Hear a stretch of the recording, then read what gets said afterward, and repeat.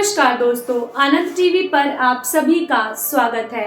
आनंद TV लेकर आया है आप सबके लिए एक विशेष और रोचक जानकारी।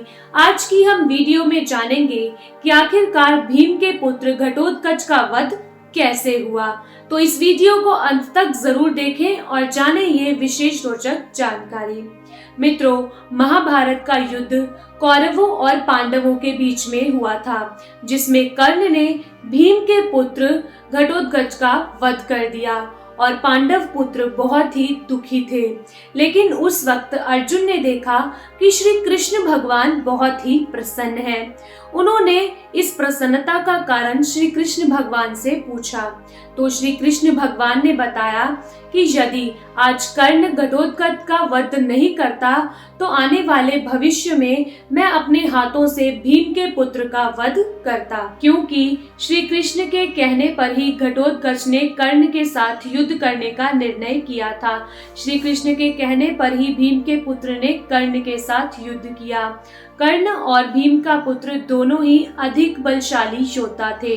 जैसे ही युद्ध आरंभ हुआ, दोनों ही अपने प्रहारों से एक दूसरे की शक्तियों को नष्ट करने लगे, लेकिन इसका कोई भी असर नहीं दिखा। इस प्रकार दोनों में युद्ध अधिक बढ़ता गया और जब कर्ण ने देखा कि उसका कोई भी अस्त्र घटोत्कच पर काम नहीं कर रहा, तो उस वक्त उसने दिव्य अस्त्र का प्रयोग करना सही समझा।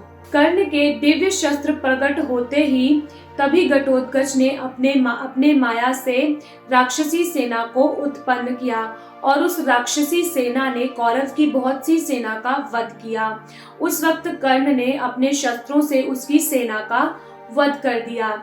इधर घटोत्कच ने अपनी शक्ति से, यानी कि उस वक्त उसमें इतनी शक्ति आ गई कि घटोत्कच ने कौरव की जितनी भी सेना थी उस सभी को धीरे धीरे निगलने लगा, उन्हें खाने लगा और उन्हें नष्ट करने लगा। इससे कौरव और भी चिंतित हो गए। उन्होंने कर्ण से कहा कि तुम अब अपने इंद्र द्वारा दी हुई शक्तियों का प्रयोग करो। यदि तुमने आज अपनी इस शक्ति का प्रयोग नहीं किया तो ये राक्षस हमारी सारी सेना को खा जाएगा।